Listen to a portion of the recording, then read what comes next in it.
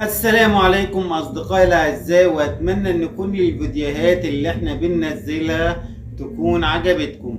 النهاردة هنتكلم عن موضوع مهم جدا جدا جدا، وهو موضوع الفيلر، وما هو الفيلر وما هي استخداماته، وازاي احنا كدكاترة تجميل قدرنا نستخدم المادة الجميلة دي علشان نعالج بيها حاجات كتيرة جدا. يعني مثلا في ناس بتعاني نتيجة الإجهاد والسهر لفترات طويلة إن في تجويف بيكون تحت العين، والتجويف ده بيسبب أرق، أو بيكون في أجزاء فاضية في منطقة التشيك أو منطقة الخدود أو حوالين الفم، وكل دي بتضايق الشخص.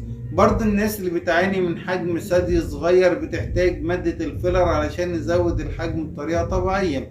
برضو الناس اللي هي محتاجة منطقة السمانة بيسموها بالبلد كده عندهم عرقوب، بنبتدي نحن مادة الفيلر علشان المنطقة دي تبان بشكل جمالي، وخصوصا في السيدات. وفي استخدامات كتيرة جدا لمادة الفيلر، تابعونا علشان تفهموا الموضوع ده ايه.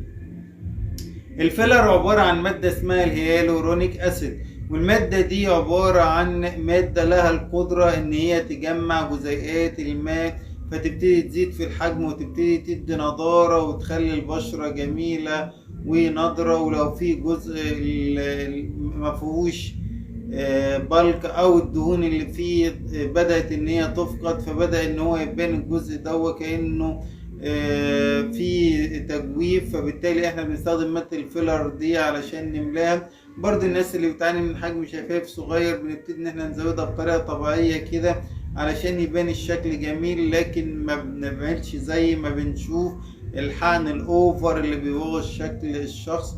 فالحقيقة الفيلر من الحاجات الجميلة جدا. وعشان اقول لكم اعزائي اهمية الفيلر، انت عارف ان في بعض مسابقات كمان الاجسام كان اللاعبين بيلجأوا لحقن مادة الفيلر علشان العضلة بتاعتهم بتبان حجمها زيادة وبالك كده وشكلها رائع. الحقيقة الفيلر من المواد الجميلة اللي ليها اسرار كتير، واللي احنا بنقدر نستخدمها علشان تدي نضارة وتخلي البشرة بتاعتنا جميلة وجذابة.